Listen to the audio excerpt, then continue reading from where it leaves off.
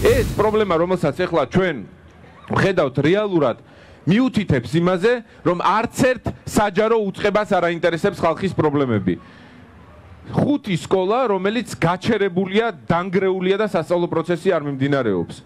მე ვცხოვრობ აი ზუსტად აქედან, ხედავთ, დაინახავთ აღმართს და დაინახავთ სივრცეს, სადაც ჩემი სახლი ჩანს, ცუდი გზა, აი ტიტუშკები გვესტუმრნენ და კვერცხებს ისვრიან. საინტერესოა. არა უშავს. სანდრექს. საინტერესოა, სამწუხაროა, მე გიხდით ბოდიშს, სამწუხაროდ ამ მოვლენის გამო. ეს არის ქართული ოცნების სახე, რომელიც ასე ებრძვის დღეს ჩვენს ბრძოლას. ეს არის ქართული ოცნების სახე, რომლებსაც მხოლოდ და მხოლოდ ტიტუშკები ყავს გარშემო. ბავშვს ხო არ მოხდა? არა.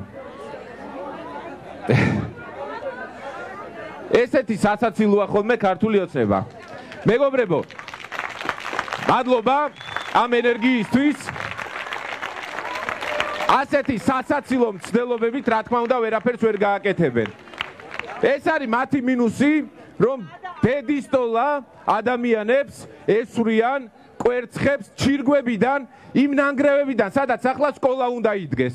ოღონდ ამ ადამიანებს არც სკოლასთან, არც განათლებასთან, არც კულტურასთან და როგორც რუსი პრემიერ-მინისტრი კობახიძე იტყოდა, არც IQ-სთან არ ჩაულიათ.